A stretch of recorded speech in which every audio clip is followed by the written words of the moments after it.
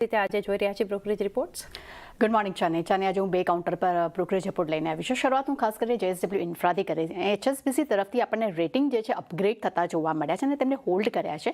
લક્ષ્યાંક તેમને ₹280 પ્રતિ શેર કર્યા છે. અહીંયા તેમનું કહેવું છે કે કંપની FY 28 અને 28 સુધીમાં લગભગ તેમને એબિટા જે છે તે બમણા થવાની તેઓ અપેક્ષા રાખી રહ્યા છે અને ખાસ કરીને FY 30 સુધીમાં પોર્ટની ક્ષમતા જે છે તે 400 MTPA કરવાના ટ્રેક પર અત્યારે કંપની જે છે કામ કરતી જોવા મળી રહી છે.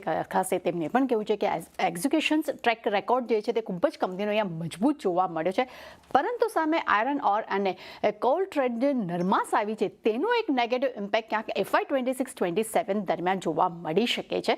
પરંતુ ઓવરઓલ HSBCને હજી પણ JSW ઇન્ફ્રાની કમ્પેરિઝનમાં અદાની પોર્ટ વધુ અહીંયા પસંદ આવતો જોવા મળી રહ્યો છે. અને સેકન્ડ નજર કરશું HDFC બેંક પર. અહીંયા કન્ટિન્યુ ખરાબ પ્રદર્શન બાદ પરંતુ CLSA તરફથી એક પોઝિટિવ બ્રોકરેજ રિપોર્ટ આવતો જોવા મળી રહ્યો છે. તેમને આઉટ પરફોર્મ રેટિંગ આપ્યા છે. લક્ષ્યાંક તેમને અહીંયા ₹1200 પ્રતિ શેર કર્યા છે. અહીંયા તેમનું કેવું છે કે Q3 FY 26 અપડેટ બાદ કાઉન્ટરમાં લગભગ 6 થી 7% ઘટાડો આવી ચૂક્યો છે.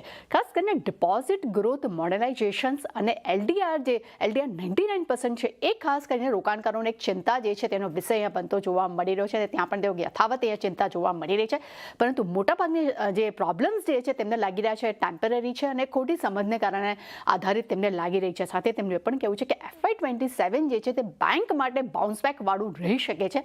અને હાલમાં બેંક જે છે એટલે કે HDFC બેંક જે તે ICICI બેંકની સરખામણીએ લગભગ 10 થી 12% PB ડિસ્કાઉન્ટ પર અત્યારે ટ્રેડ કરતી જોવા મળી રહી છે. એટલે હવે અહીંયા કહી શકાય કે ઘટાડે તેઓ HDFC બેંકમાં જે ઘટાડો આવ્યો છે ત્યાં હવે તેઓ ખરીદારી કરવાની સલાહ તેઓ આપી રહ્યા છે અને આઉટ પરફોર્મ પ્રદર્શન તેમના તરફથી આપણને આ રેટિંગ પણ જોવા મળી રહ્યા છે.